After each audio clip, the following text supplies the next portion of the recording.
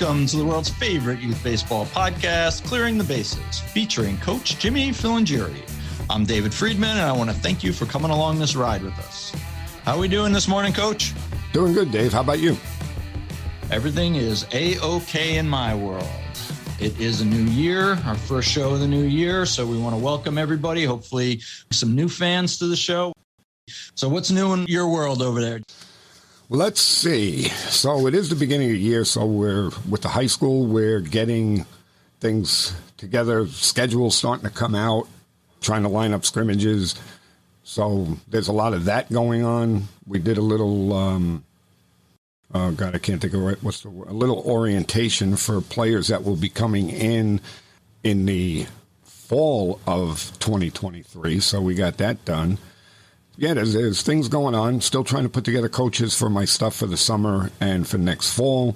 Making a little bit of headway on that. We're starting to gain ground. Talk to some people that are going to put me in touch with some good quality coaches so that we can make this thing happen and make sure that everything is good for the kids.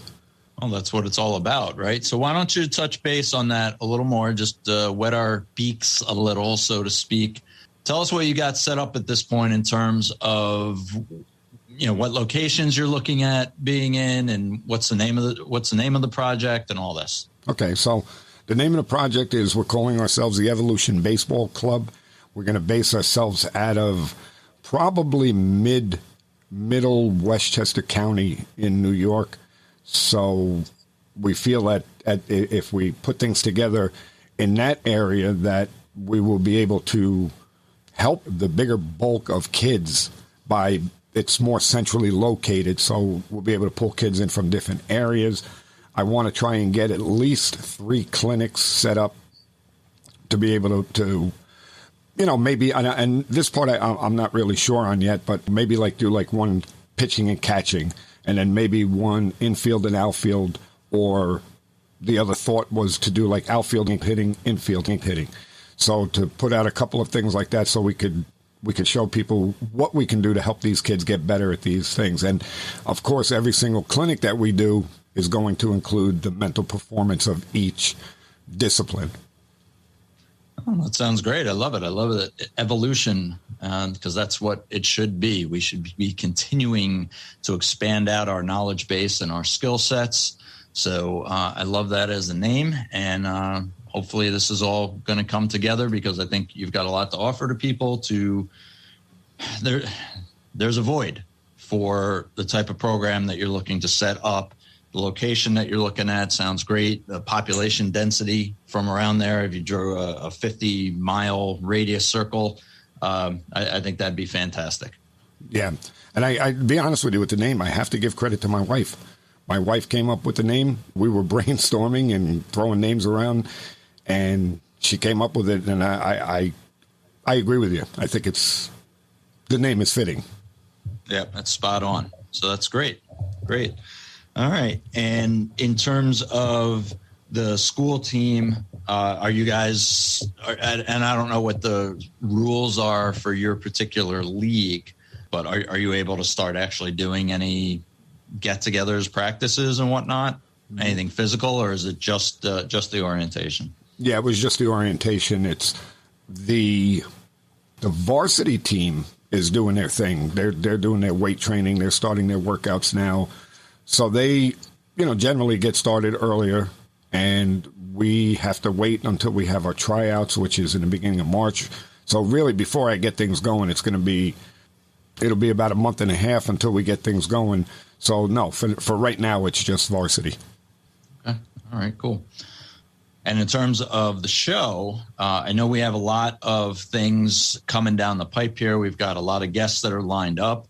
Do want to remind everybody, if you like what you hear, and hopefully you do, go ahead and give us a review. We want those 5 stars, and share it with a friend, share it with a teammate, and keep spreading the word. We want to get this out even more. The more popular the show gets, the better guests that we can get on and the better topics that we can get into.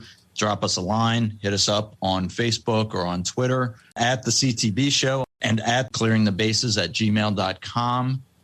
Let us know if you hear something that, hey, you want to have a debate about it, you want to talk about, I I heard what you said about this. I debate that. Good back and forth, a good healthy back and forth, just gives us better material for the show. So let's keep those lines of communication going.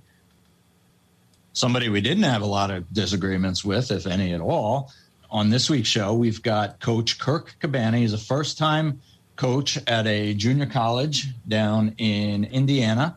He is not to be confused with professional wrestler Colt Cabana. This is Coach Kirk Cabana. I'm sure we have a lot of crossover between our audiences there, so I want to make sure everybody knows we're talking to the right guy.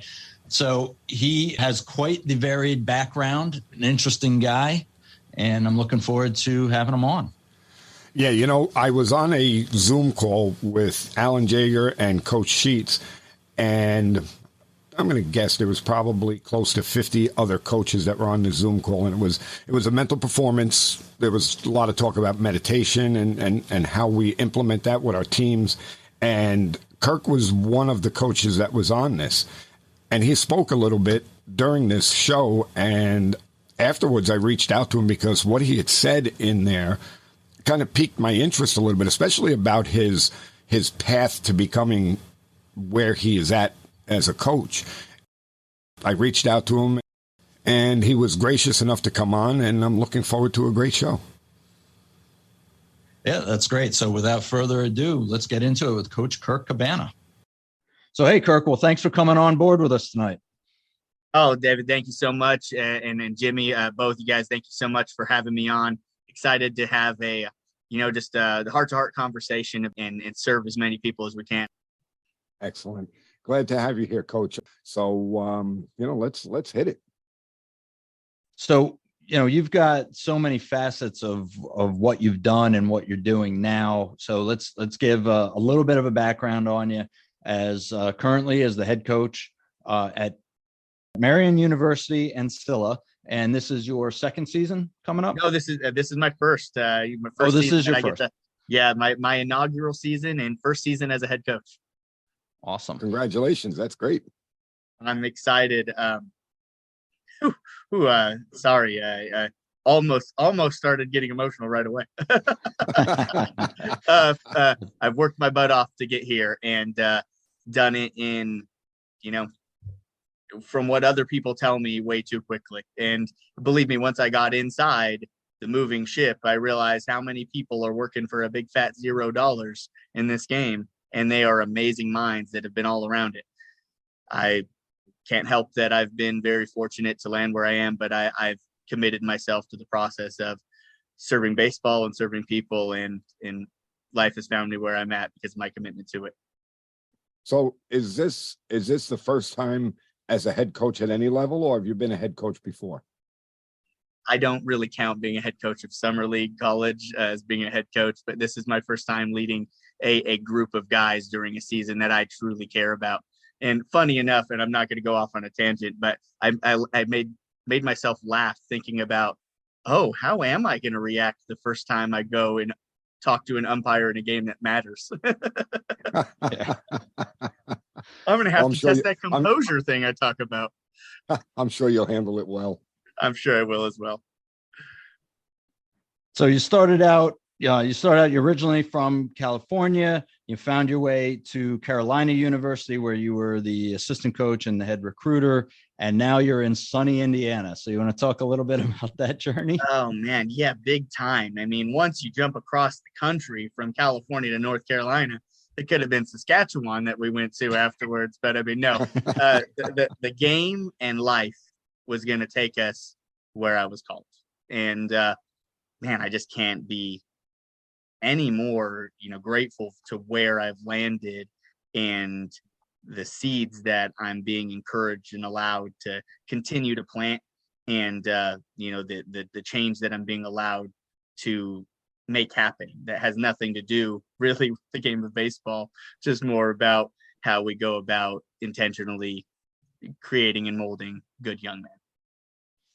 Absolutely. So you actually, and I want you to tell me if I have this right, but you actually graduated college, went into the workforce, and then went back to college. Is that correct? No, I dropped out of college Oh, and went into the workforce, and then decided, ooh, it's time to get life together. And I went into the workforce, making good money, and just the service industry. I was killing bugs, and I was thankful that I was doing it. It was good money, like I said, and thought I was awesome when it was 21, 22, and then I blinked and I was 30, and I was thankful for what it was, but I just knew that for myself, I was supposed to do more than just kill bugs for the rest of my life. And the big kick in the backside came from when I had my son, and I knew if I was ever going to ask that young man to do anything, then maybe I should try to get my own stuff together first. And truly thankful that just to have a supportive wife that allowed that me to make that kind of crazy. I still can't believe that she let me get away with it. And that's like just a staple line, but like, I can't believe it. And I'll tell every single person, you better do this right now, because I don't think you will have a wife that will let you get away with this. no. And it's not like, oh, we had nothing going on. We had just had our son. So it's like, Right. it's not like some small thing, but man, Well, yeah. that Grateful. was something that I wanted to ask you, and I'm glad you brought it up, because a lot of people don't understand. Like I could speak for myself, and as a matter of fact, I just posted something on social media, basically explaining how wives play such a big role in what we do. That there's no way that I could be where I am as a coach today if my wife didn't support me. No chance. And no chance. she didn't have to go through anything like what your wife went through. So that had to be, God bless her for, understanding. I mean, you might be where you're at.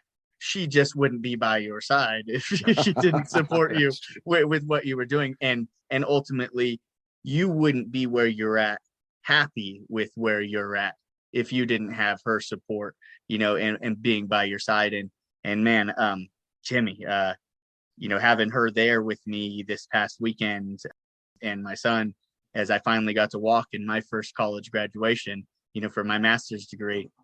It was an awesome experience, a culmination of a goal that I set 5 years ago.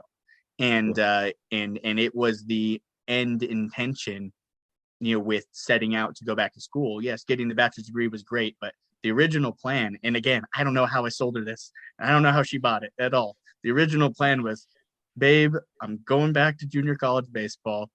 I'm going to play for a year. I'm going to go find a school that I can go to a 4-year school for 2 years, graduate.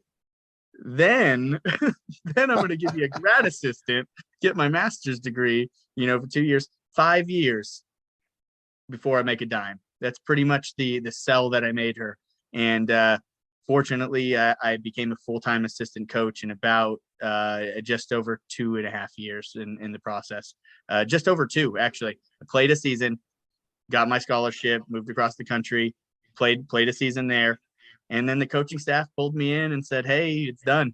Join the coaching staff.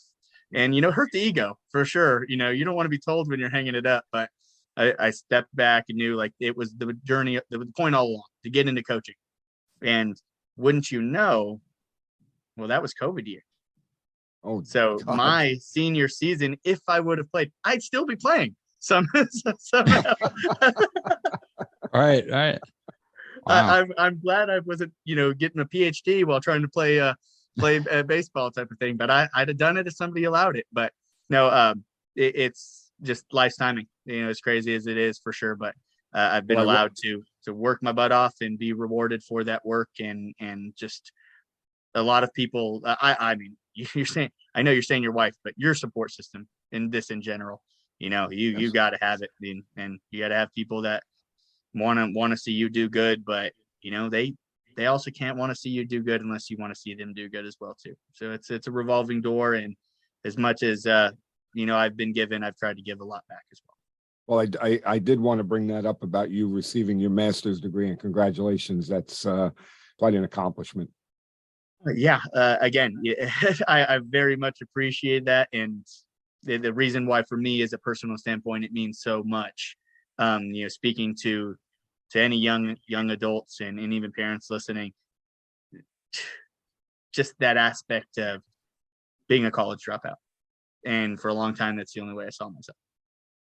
I only saw myself as through that lens of a failure. And, it wasn't just that I dropped out of college. It's that I wasted a full ride scholarship to a Division I football school. And I totally know I look totally like a football player, kicker. So kind of a football player. But ultimately, having wasted so much, had a going away party and didn't go anywhere. They kind of don't recommend that one for sure. But Right. it going through that experience was just such an awesome culminating experience that, I could have done it any orthodox way.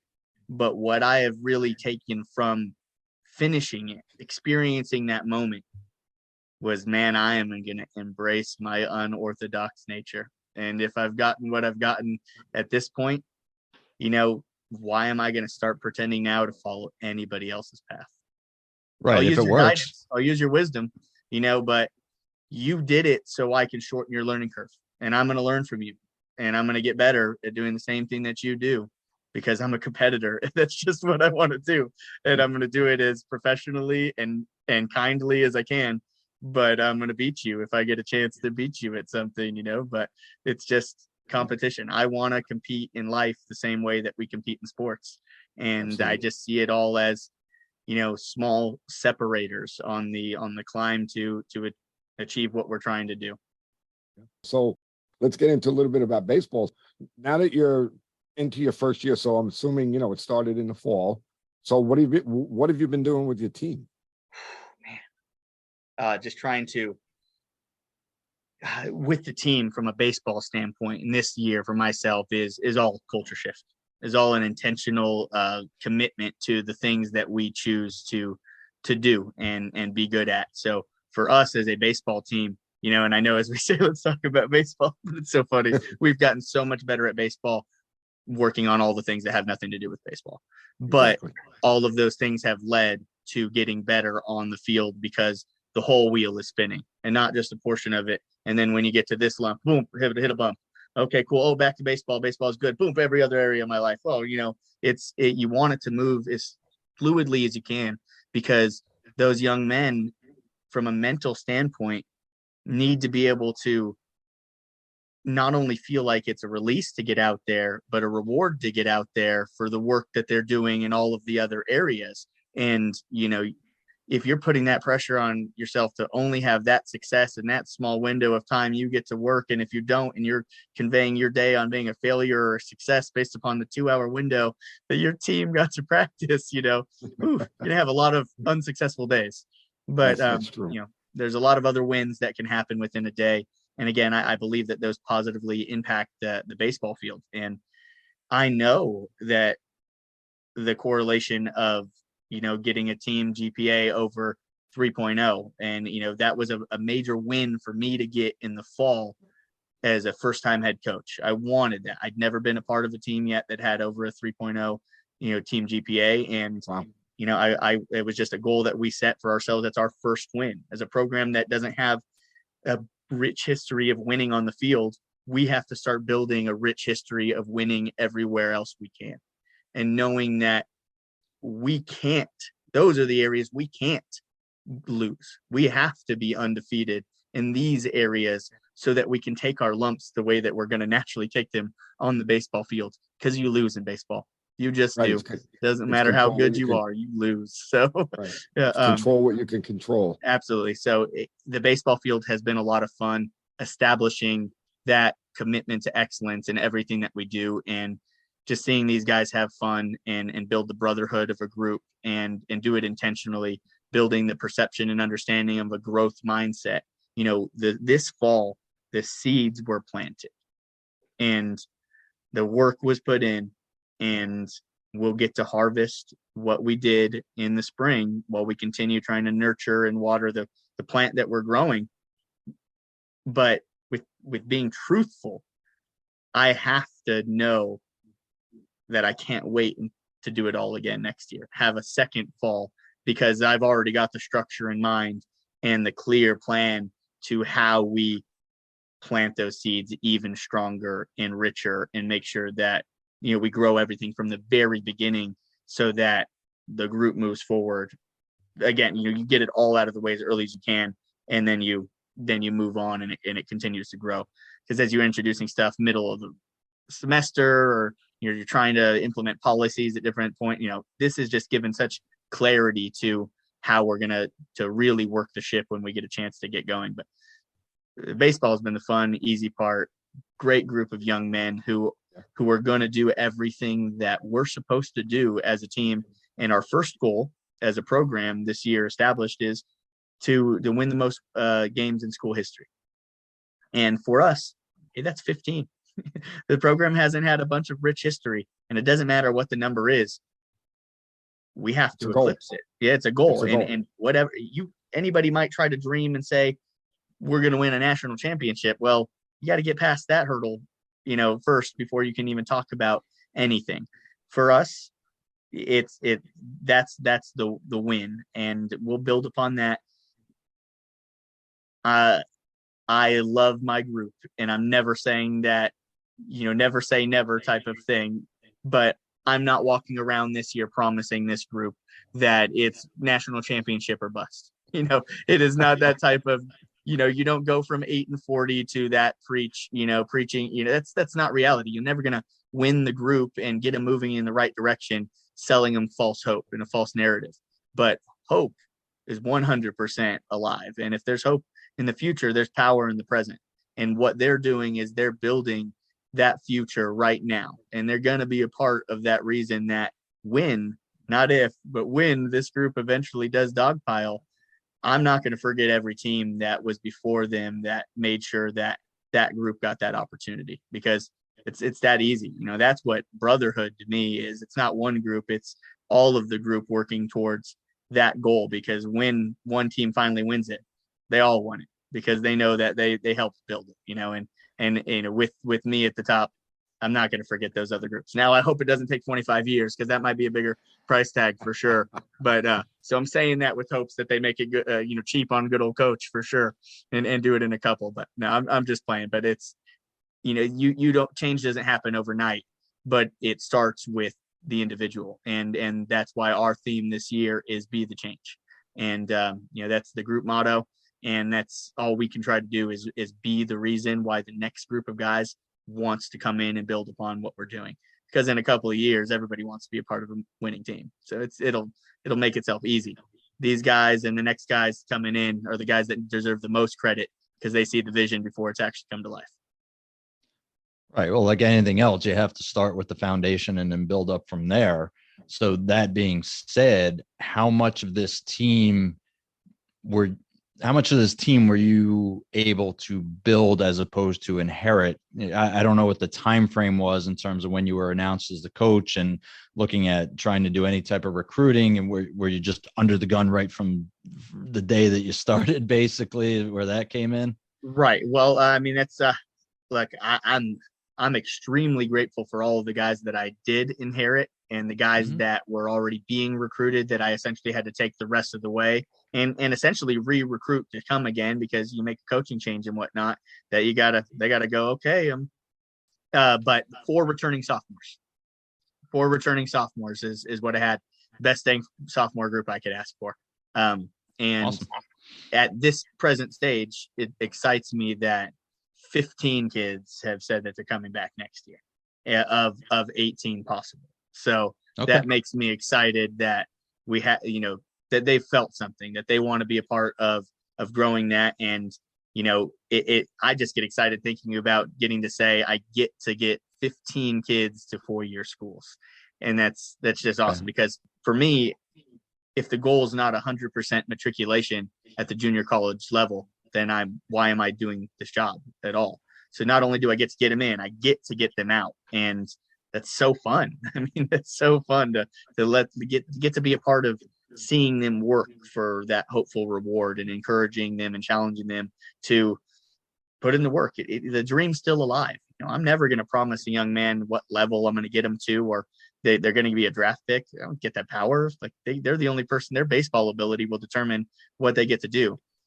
I could be a bridge, and I'll run through a wall for the guys that I believe in, and for the guys that show and demonstrate to me that I can put my name on who they are as a person. But at the end of the day, even when I take them to somebody, that coach is going to evaluate that player for where they fit within their program. They don't really care what my overall, like, they care about what my opinion is, but they care about what their opinion is a lot more. And Sure. the only thing I can really do is tell them that somebody's something, and then it be the opposite, and then get written off a list. That's for sure what I could definitely do. But no, that being said, they're going to ask, who are they as a person? How are their grades? Right. What are the intangibles? And those are the other things that I am trying to do intentionally. And I think there's a lot of other elements that a junior college can do to build the overall catalog of the person. And so we'll be working on some app-based stuff that is character development and goal setting and whatnot. So it's an accountability app. Ultimately, I want to be able to give coaches another commitment level that, hey, this is his GPA. That's great, right? But also look at how accountable this guy is to the goals that he set. Look at, there's like spreadsheets and whatnot that'll show how the data breaks down goals that you set, your progress as a human being. And I think showcasing somebody's commitment to their growth overall is another selling point when we're trying to just find a little bit of edge of why somebody is a little bit more ready than you are. Because if it's just baseball ability that we're measuring and we're both even, you're going to take the other areas of what make you a not problem within my organization. Right. The baseball winds up being, in reality, such a, I don't want to say a minor part of their future, but it really is. I mean, you go through the statistics of how many kids are ultimately going to play at a D1 school, D2 school, where they're actually going to get looked at and recruited by the pros. So it's about building them as a person first, baseball player second. And it's great to hear you kind of put it in the same terms. Right. That's Jimmy and I talk about this stuff all the time. That's the type of guests that we have on the show, typically, that have pretty much the same type of ideals. I'm open to listening to otherwise, but you're not going to convince us. Right. Oh my gosh. Well, let me tell you real fast. It's funny because we always want to be challenged as much as we can, but at the end of the day, not everybody is actually ready to be as challenged as they thought they were, and that's okay. I wasn't ready at that age quite yet, but I know for certain, because of my own personal journey, that there is a place for every single person, human being, able-bodied or not, to be associated with a collegiate athletic team if they just know how to be a good person. Because it does not mean that you have to be a superstar on the team, but you can't be the worst person on the team and the biggest trash talker about your coaching staff of the decisions they make and the different things that you do. But you can absolutely have a lack of talent and a great, fantastic big heart and know how to lift your other guys up around you and help in different ways and be just as valuable as a teammate, if not more, than other people. So there is no excuse in this existence to me why somebody can't attach themselves to a vehicle like sports, even if they're not able to play the sport, if they really wanted to find somewhere to be a part of it, as long as they know their role, how they can help support that vehicle and continue moving forward. That's just a person's personal prerogative. I can't help you if then your mentality was I'm D1 or bust. Well, I'll help, but I'm only helping a D1 team, so it's like, or whatever the case might be, for sure. Right. Well, you want to try and be the best you can be at whatever level that you can reach. And to your point, what you were talking about before was that every level that you get to, the talent at that level is going to be fairly equal. The physical talent is going to be equal. Okay. What is the difference? What separates you from another player? Well, it's those intangibles that you were talking about. How are you accountable? Like you had said with the spreadsheet and setting the goals, and you could chart how accountable he is for setting his goals. Right. Another intangible that I talk about all the time is failures. How does that player handle failure? And that's a big thing that separates one player who has the same physical abilities as another. Well, this guy handles failure better than this guy. Well, I'm taking the guy who can handle the failure better. Right. Right. I don't know why that made me think of immediately. It's a story, but ultimately it's the perspective of just how we view something, what lens we decide to look at something through. And I'm gonna paraphrase the story and botch it at the same time, so apologies in advance. But ultimately, it's the story of two sons, and that have a dad that is an alcoholic, and one son becomes an alcoholic and asks why, and it says, well, because I had to. It's all I saw. My dad was an alcoholic. And the other son's not, and says, why not? I said, well, no choice. I couldn't be. My dad was an alcoholic. I saw it. It's what lens do you view, your experience through, your failure through? And that's, with anything that we go through, we are allowed to experience it. We are allowed to have human emotions and be people that just experience life. But what this game is trying to arm us with is the ability to understand how we get back up and how we attack again from the base level of understanding of what we've been built on. And if we're only built on being an athlete, when our sport fails us, and then we look at the rest of us, well, if you don't have anything to stand on, well, then it's easy to get lost and run from wanting to play sports or not get up from that fight. But I think when you're able to have better perspective and build on those foundations, you embrace those failures, those challenges, and you use them as an expected roadblock. And then once you're able to get over it, you have those badges of armor to be able to continue to look back and say, this is nothing more than this other experience. I just got to do it again. And then you get to take, those are the things that, Dave and I both agree that we try and work on with our players. And you got to understand that our players are a lot younger than your players. Your players are, 18, 19, right? Yeah, but if you can start it young, just like you are, man, that's the point. That's the point. Yeah. And that's why we're so adamant. And right. We're so adamant about it is because if you can get them at 12 even and teach them all of these, again, intangibles, how to fail, how to be accountable, all of these things. Well, by the time they get to you, then your job is going to be a lot easier. Right. No, you're absolutely right. And, I don't have an audience of 12-year-olds, so I'm not really trying to cater to them. But ultimately, what I'm trying to say is they're smart enough. They get it. They know better. They are ready for this stuff already. And we're not telling them not to be kids, but we're just trying to shape them with the good values that they need to grow into good young adults. Experience your adolescence. Be a kid, but be a kid and know what you're growing into.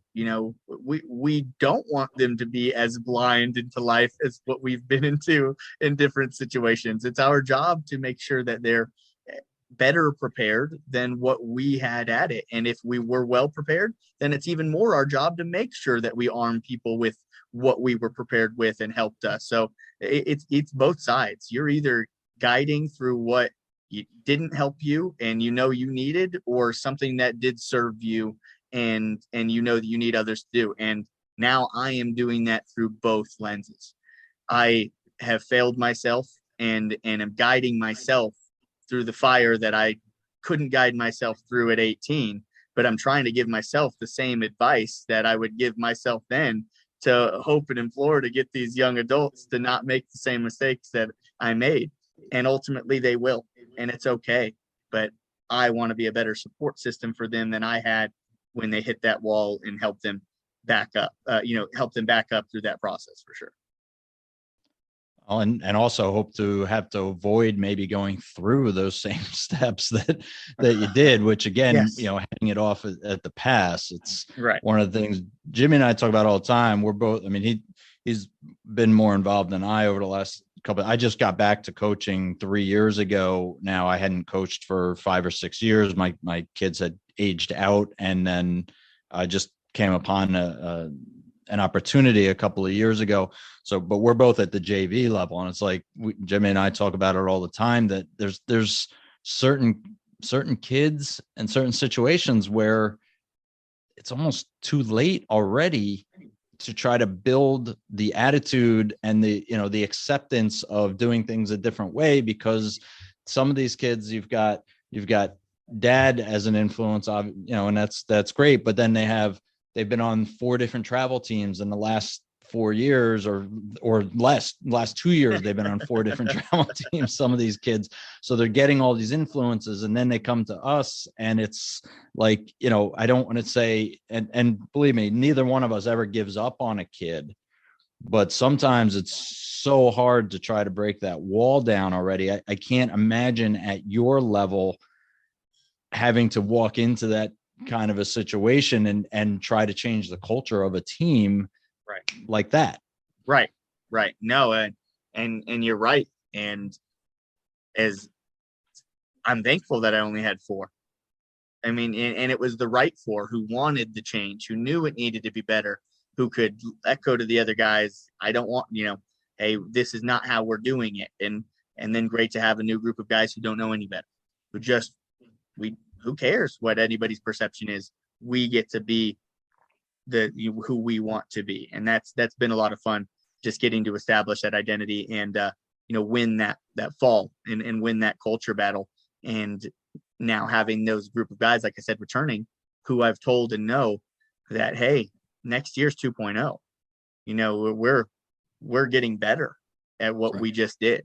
And you should want that for sure. So it's fun, but there also just is something special to me about wanting to embrace knowing that you can be successful wherever you want to be, that it doesn't matter what you have, it matters who you have. And, you know, this game's been played for a dang long time without all the bells and whistles. So I love those things, but they don't make a winning team. You know, I agree. They might be a difference of why you can get somebody if that's what they cared about that much more. But people that want to play baseball are going to want to play baseball. So, you know, I just look forward to knowing that we're going to put together a group of people who feel that way. And then we're going to attack these other parts of life. And you're not going to tell me that accidentally we're not going to turn into a good baseball team. So let me ask you another question. So now that you know, this is again a new program for you, first time head coach, do you set a lot of rules for your players? I don't necessarily have rules as much as I have expectations. You hit the nail right on the head. And especially in this year, it has been an experience. It's an experience having to lead a group of guys. You don't necessarily have the number of guys that you want. So you can't fully discipline in the way that you want, but you still have to hold the group accountable to different things. But then you also have to have, you know, concessions at different times and whatnot. And Nick, I am very much a player's coach because I was just a player. So ultimately, I know I treat this as, well, if I'm not having a good time, how are you going to have a good time? Right. You know, if I don't enjoy myself, why would I expect you to do anything of the same?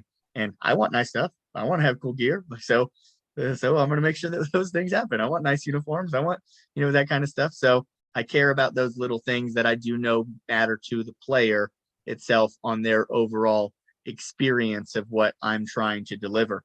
And, you know, just even getting the chance to do that for these guys, it's just trying to make sure to give them the expectations of what lead them towards what can take them to success, but knowing and telling them the blueprint doesn't matter if you don't walk through the door.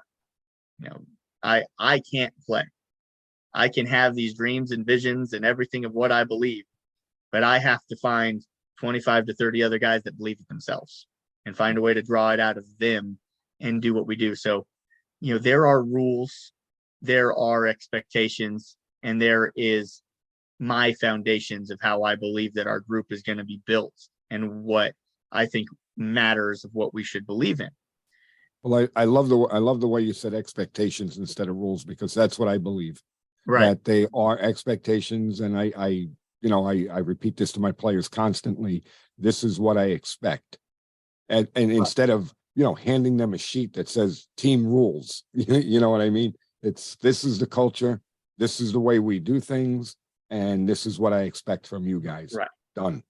The best groups are supposed to be player led and not coach fed. And I'm going to feed them. I mean, a hearty meal of my expectations, but Yes. they have to take that meal and do with it what needs to be done to nourish their environment, because ultimately I don't want to sit around nagging them about what needs to be done. The players on the team should do what needs to be done because they know it's the right thing to do for themselves, not because their coach is going to be upset that they didn't get Exactly. done. And so we should, if we were the coaching staff, should be able to not be there after a couple of weeks, give them the game plan, and they execute it successfully. Is that going to happen? No, it's tough. It's tough because given the chance to waste time, I'm going to waste my own time. Right. I need structure. I needed structure. So this discipline and this accountability, these principles, these values, these different things that I'm putting in for these guys is to make them grow without understanding they're going to even grow. But it's to get the wheel spinning. It's to get introspection happening so that they figure out why are they playing for more than just the game. And that might be a little bit harder at 12, 13. But you know what? That still needs to be conveyed because they're playing to have fun. They're playing to enjoy the game, to realize there is no clock on how good you can become. I mean, why would you say that if you truly cared and you want, if you at 12 years old, if you truly, and if they can understand this from the very beginning, at 12 years old, if you truly had the vision and dream of wanting to be a professional athlete, like we all do, because at 30 years old, it still went through my brain. But I knew it was a lie. You know, I flicked it out, threw it away. It wasn't for me, but I get it. When we compete, we just want to be the best. Like, that's just what happens. It's just a competitor spirit. But ultimately at 12 years old, if you told yourself, well, I'm willing to work every day until I'm 30, then what would it matter how long it takes to be as good as you could be? And if we could plant that growth mindset in a young adult's mind, have them start embracing failure head on instead of the frustrations and the pain that have to come with not being as good as your buddy, and the comparison of, you know, the thief of joy in comparison to your peers, especially at an age where you're developing a completely different timelines of a human being. Like, oh my gosh, like, it's very, very difficult.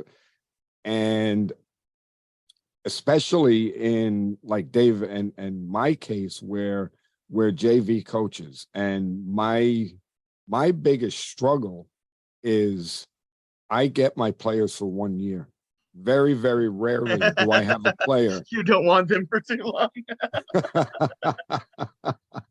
That's all I get them for. I get them as sophomores. Right. And then they're on to varsity after me. I get very few freshmen. I will not take a freshman up on my team unless he is a head and shoulders above somebody else starter on my team. Otherwise, he stays on freshman. Right. And to tear it up down there, use your year development. Right. But my one of my biggest concerns is that, you know, I say I get them for 1 year, but it's actually 3 months. I get them from the beginning of March until the end of April. That's it. So I have to try in that short period of time to instill all of these values, to create a culture, and to the hardest part of it, to have them buy into it so that when they go up to varsity, that the varsity coach doesn't have a problem dealing with all of these things. Very, very difficult to do when you only have the players for 1 year. Well, and like you said, Jimmy, 3 months. And I could tell you without trying to butter you up, you guys probably got a way harder job of dealing with human beings than we have to, because I get to recruit the kids that I bring into my program. You get who you get, and you still have to pass along who you are to that group, regardless of whether or not that meshes with who they want to be. And they might just be saying the same thing. Well, I only got to be with them for 3 months, so I ain't changing. So, you know, it's a difficult situation, and you guys both deserve to be, you know, commended for being a part of stewarding the guys that want to be a part of this game, you know, on to that next level of getting to play with kids who treat it more serious, who want to be around guys who want it. And that's a challenge itself. You know, you're trying to create an environment for the ones that care about it that much more. And you can't control who doesn't, you know, but all you can do is make sure that you deliver on your promise to serve those who are willing. Right. Because you also, what you're talking about there is you also have, if you have some of that other element, some of those kids that aren't buying in, it's very easy for, I hate to say, the good kids to get swept into that. So now you got those personality battles. So cool. Yeah, I think the situation that you got thrust in there, as you've said a couple times now, with only having some coaches would look at that only getting 4 returning players is like, oh my God, we're going to be terrible. But to me, and sounds like to you, perfect, block of clay, right? So that, maybe we have a little bit of experience, and we have, and again, those are kids that want to be there, and they probably could go play someplace else, but they chose to come back, and they believed in what your vision was or what have you. They liked playing with each other. You have to assume at least those 4, and hopefully they can be the leaders that you're going to need on that team. Absolutely. And a lot of these guys have really helped me echo one of the sentiments, that I'm trying to convey. And I hate to try to be cliche because it's not intentional, but so much of just good things are in simple form, very cliche. But I mean, I do not care whether or not somebody has an All-American's talent, but I demand an All-American's effort. And that's what you can control. And if you want to be an All-American, well, then it's going to take that same effort. And if you want to be a professional athlete, it's going to take all the effort and then some to reach that capability. And then even then, there's no promise that it comes to life.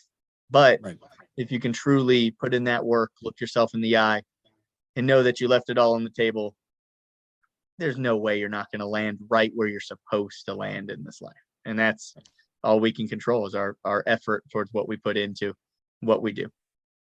Yeah. And I think no, Dave, go ahead.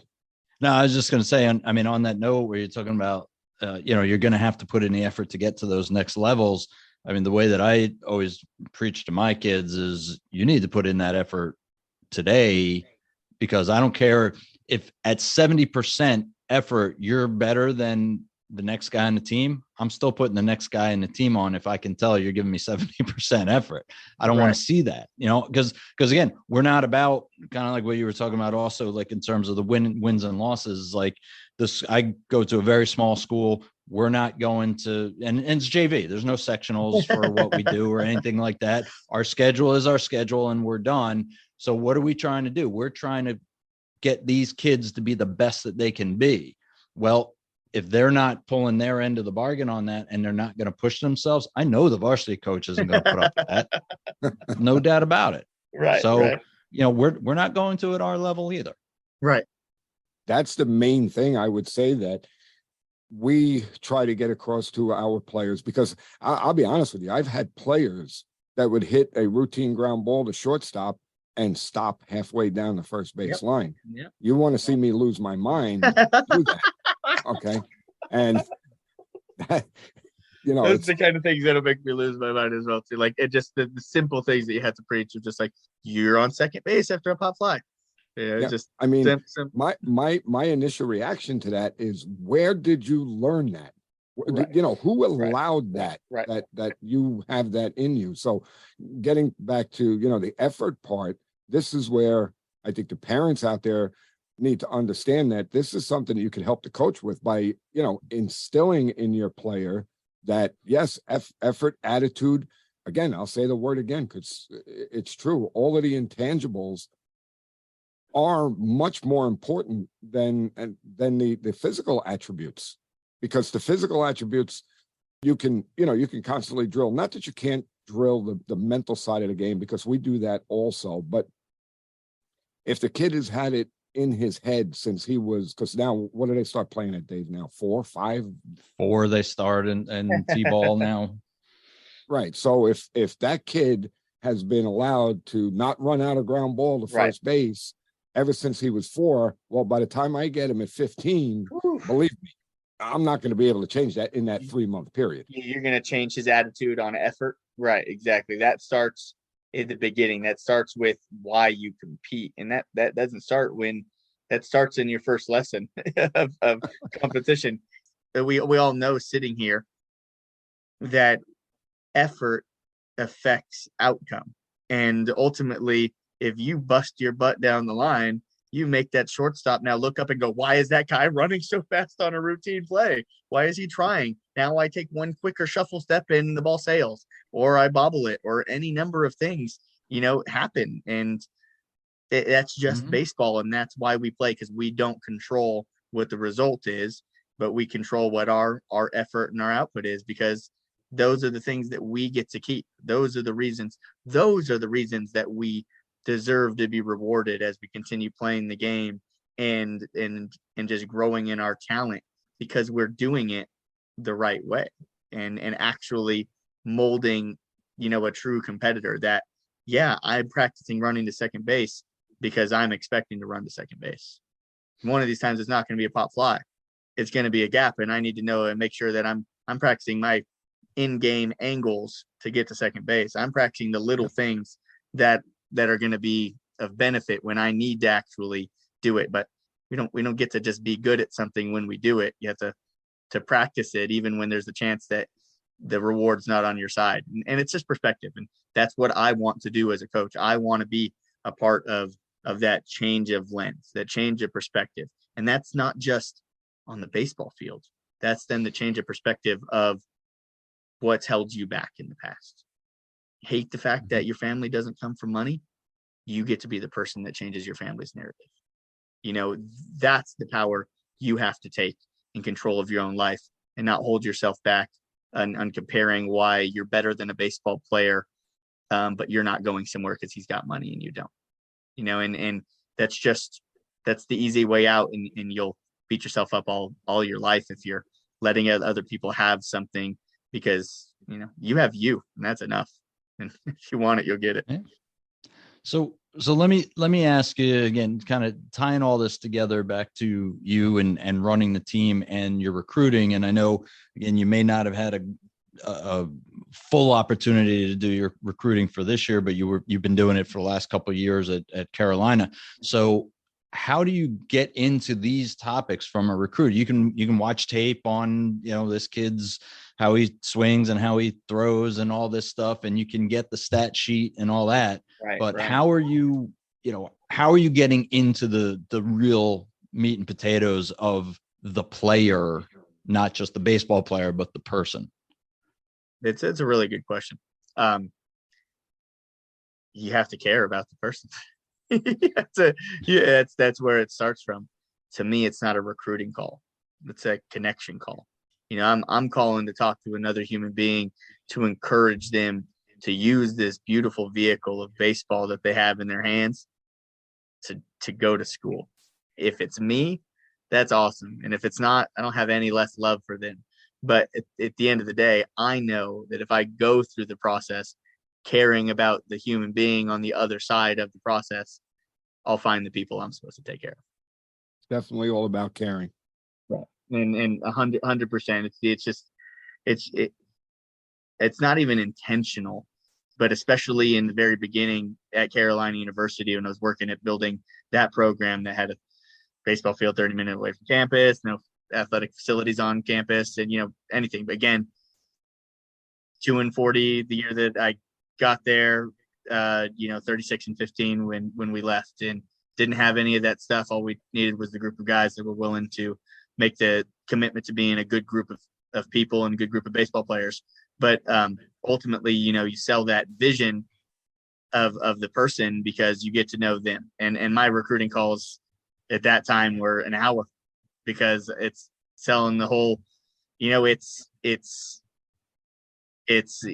letting them know who I am in a lot of ways. And, I didn't like feeling like I had to sell myself, but we had to sell us, because that's all we had. And that's really all that mattered, was hoping that somebody wants to go down that. And now as a head coach, that's what I get to be the most excited about, is there is no middleman at this point. If I'm telling them that's the relationship we're going to have, then that's the relationship we're going to have. And so that's why I, from a personal standpoint, have created a program identity guide that allows anybody coming into the program to know what my expectations are of them. Not a, these are the team rules. These are our expectations. This is the character of a people that we want. And if you don't want this, we should not be talking, and for me, in a situation where, college is expensive, all I can control is the experience that I deliver. And I feel like I have putting together a program that say whatever it wants to say at the end of that final bill, and it wouldn't be worth enough money, because but they have to commit to that process, and that's all that matters. But I know that if I get somebody for 2 years and they buy in into letting me mold them into the human that they believe they're capable of being, I want to be known for sending people their captains. I don't care about winning championships. That's going to be a byproduct of what happens when you got a team full of captains, but ultimately, that's more what I want to be known as. It's just a funnel for good human beings of all levels throughout their ability. But you're getting a person that knows how to be a good teammate, above all. And they happen to be a solid baseball players as well too. Yeah, exactly. Yeah. Just as a byproduct, because you're not going to care about all the other things that you care about and then ignore the thing that you love. So. Right. That's what ultimately it is all working towards that. But again, the foundation and funnel, like you said, I like that term, and funneling it up through where that it's a unavoidable byproduct that by following your program and doing all those things, showing up early and having a good attitude and putting forth 100% effort, they're going to become better ball players. Well, there's no way it can't. Jimmy, I have to reiterate something. I'm not reinventing baseball. We're not running to third base after a base hit. We're not turning around and looking backwards when we take our leads or anything like that. I just think there is a lot more intentional care that needs to be placed into the formation of groups. And that is just even in expanding and intentionally harnessing the power of what sports provides with brotherhood, camaraderie, leadership, fellowship, just everything of growth. But why would I not intentionally put together the people who fit who I am to lead that? Like, what if somebody doesn't care about goals and visualization or mindfulness, why would they want to come to my program? Like you're not going to have a good time. That's what you're given. Don't fit square pegs in round holes. Every place isn't for every person, and that's okay. It's that's okay. And that's why I said it's not important to me that they come here, but it's important to me that they use the baseball as a vehicle. And that's why still even now, if there's parents, kids, anybody, listening that anything can help, use the vehicle that you have. Parents, help your child use the vehicle that they have, but understand that,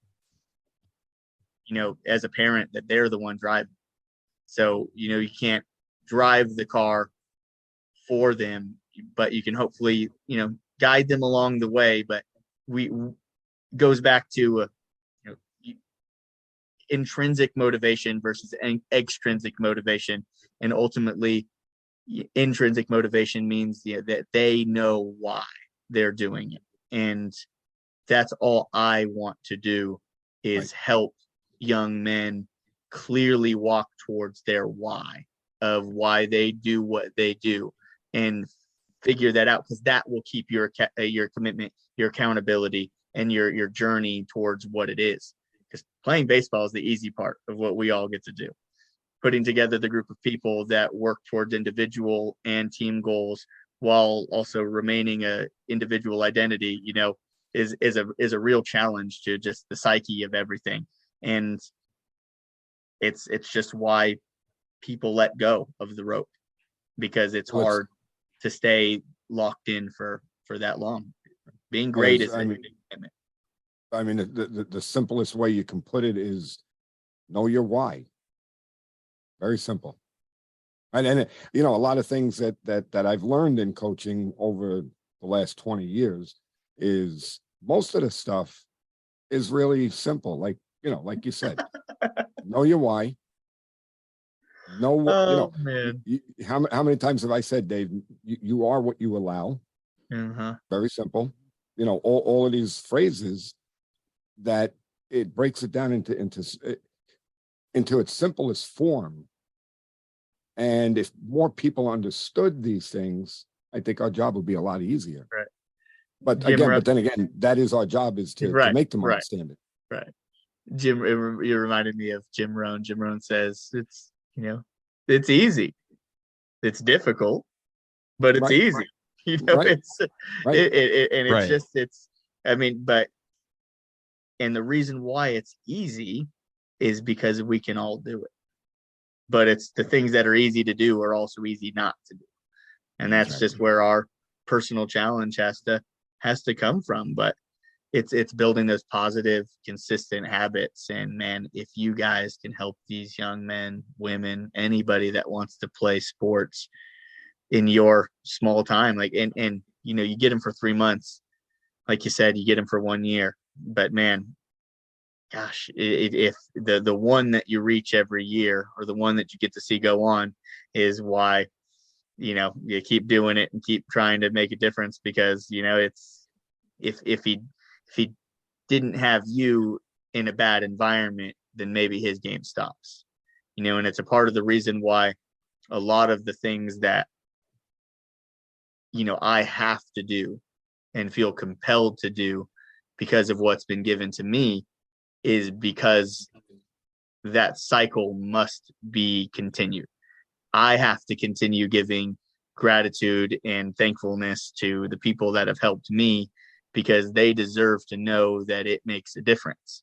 And if you don't say thank you, it's selfish from the standpoint of, what if that person stops being kind because they weren't? But you create a lifelong of them seeking that small moment of giving them a thank you card, or saying thank you, or just doing, we're simple creatures, just like you said. And when we get down to that base level of connection, it makes a big difference. And that's with our colleagues, but that's also with, our players, from a person to person level, when we're able to give them that little bit of advice, of something that, again, might not have had anything to do with baseball, but it was the game of baseball that brought us together, that they needed that adult to share some insight with them, in that time. And what do you know?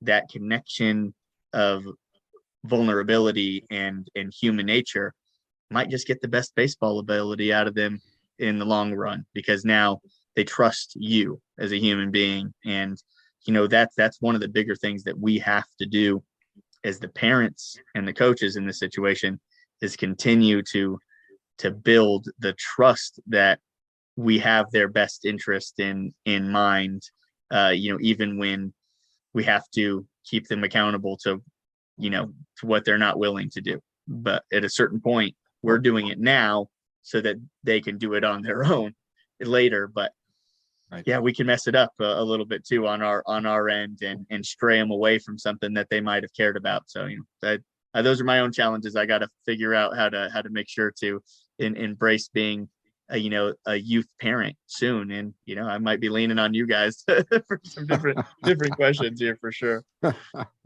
Always available for that stuff. Well, it always comes down to, like you said, as far as the parents are concerned, and I am a firm believer in this, is my job. Part of my job is to educate parents more so than it is to educate the player. And when I say that, what I mean is, if you educate the parent, now you have an assistant coach, an ally, whatever you want to call it. Okay. Smart. But if they know what your goals are, they know what your culture is, and they know what you're trying to accomplish, then it's going to make your job a little bit easier, because you know the things that you're teaching the players on the field at practice, that those things will be reinforced at home. And right. I mean, I'm a firm believer in it, and I can tell you that for the most part, it's been a successful way of doing things. Because the parent, then Dave and I have talked about this before, where I said that in my career, I've had very little parent problems. Well, it's because of that, because I sit them down, I tell them what I'm about, and educate them on what this is really about. This is not about, like we said, winning championships, especially at the age that we coach at. Right. This is not about that. This is about teaching them about life. This is about teaching them what it's going to be like when they go to work or when they're done with college. Right. That's what it's about. Oh man, one team gets to lift the trophy at the end of the year. And did we really get to try to pretend and look ourselves in the eye and say every other team is a failure? The team that made the championship is a failure. But it's tough that we do that to ourselves, because we're competitors and whatnot. But that's why I think that the other aspects of being so intentional about the process of getting to there is how you as a group know that you won a lot of other things, and you set those goals and those benchmarks so that you're aware of the other success on the road to ultimate success. I got to tell you a quick little story. One of my players he's a sophomore. I shouldn't say he's one of my players. He's one of my past players. He is a sophomore now, and he is the quarterback of his football team at the high school he goes to. I coached him on my travel team, not my high school team. He made it all the way to the state. He took his team all the way to the state championship, and they lost the game. So once they lost the game, I texted him right away, and I said, hey, do you realize there is only one quarterback, one in the whole state of New York, that won one more game than you did? I said, think of all of the hundreds of quarterbacks that didn't make it where you made it. You won, buddy. Right. I said, you won. You played in that game. Right. And those are the things, again, that if you don't reinforce those things, then they think they lost. They don't realize what an accomplishment that was to make it that far.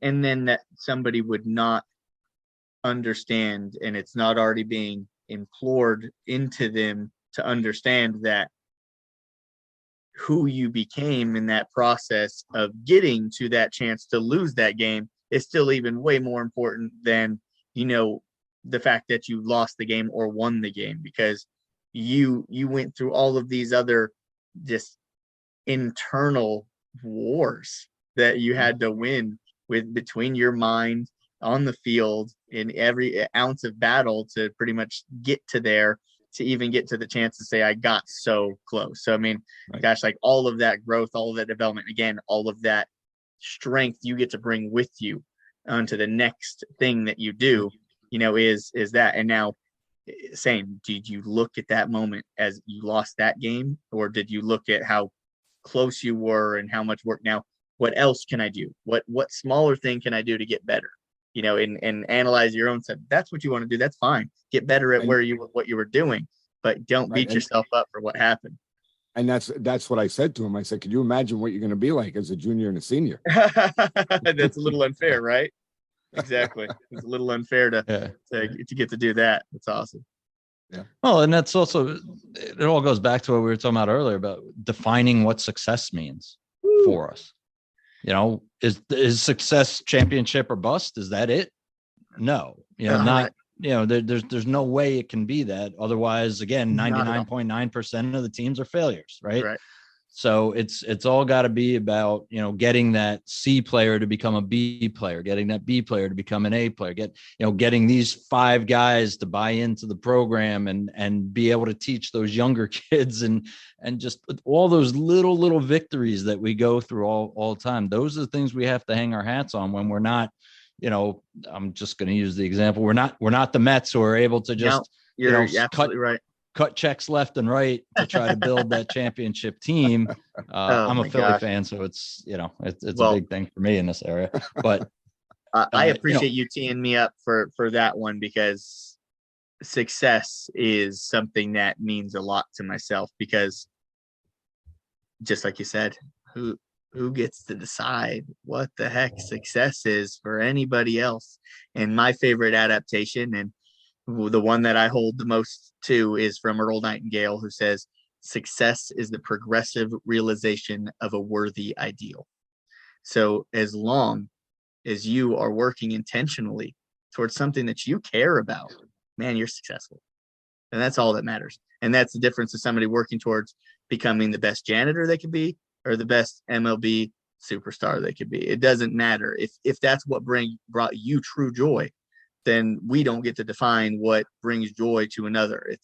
But ultimately what you wanted to be good at or working towards, as long as you're on that path, then however long it takes, I mean, it doesn't matter. Your success because you have a clearly defined path. And even if that path alters or changes, it's still a success because you're on your path and your journey.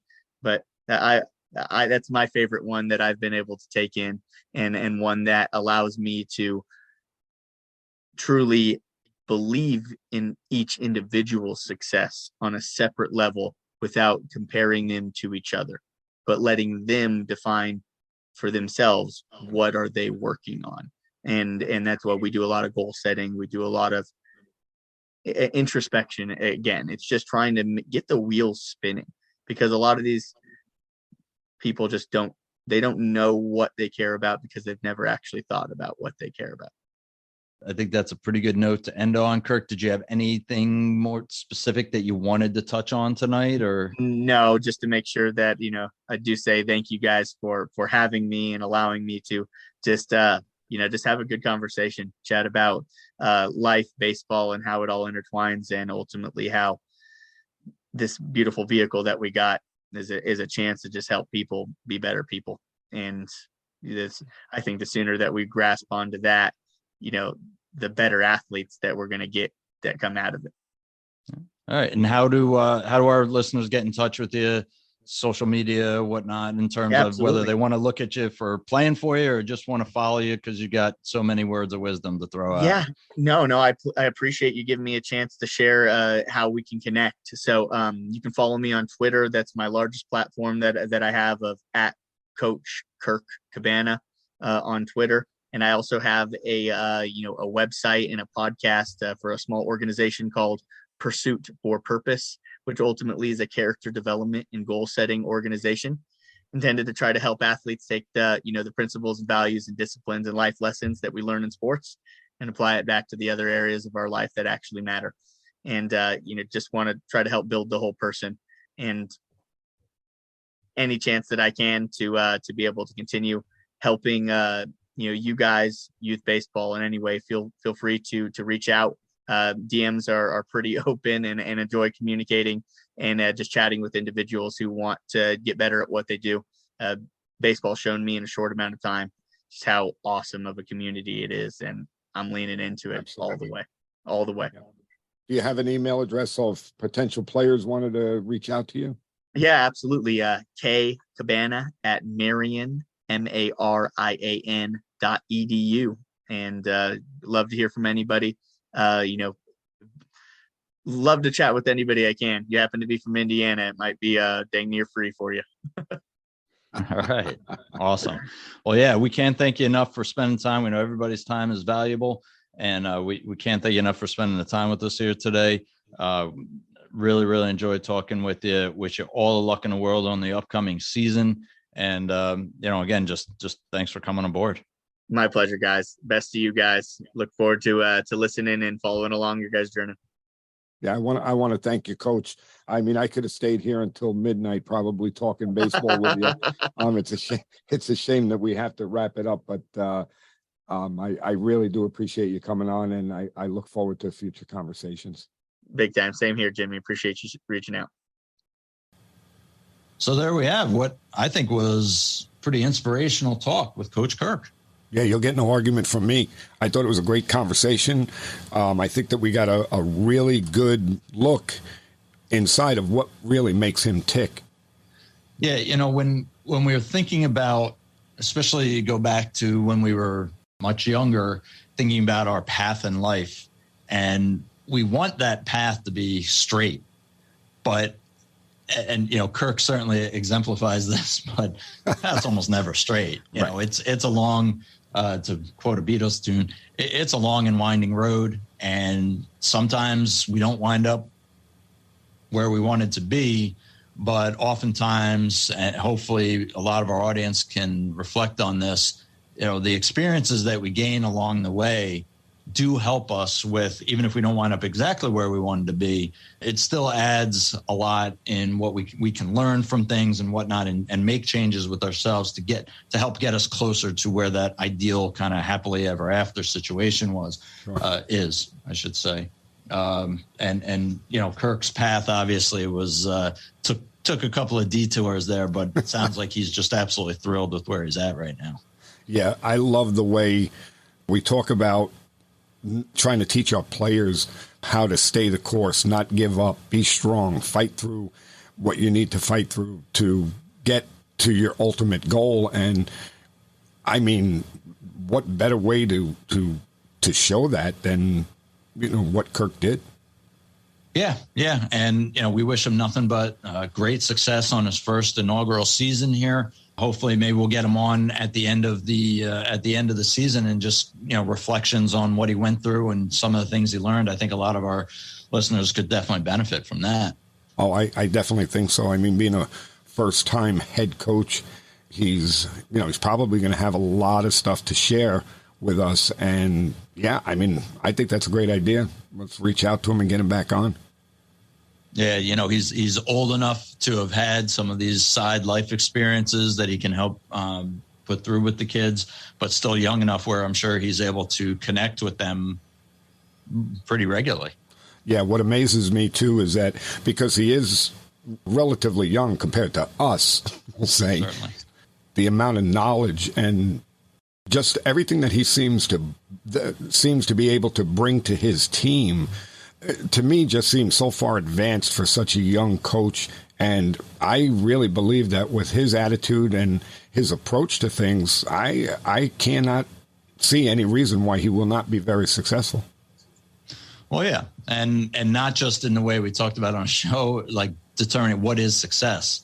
Success going undefeated, success winning the conference or whatever, but he'll definitely be successful in the other things, kind of the intangibles. But there's no way that he won't be continuing to help these players grow, not as players, but as good individuals, good human beings. So really look forward to seeing what he's able to do this season and how things come out for him at the end and what his take on all that is. Yeah, I couldn't agree with you more. I'm really looking forward to it.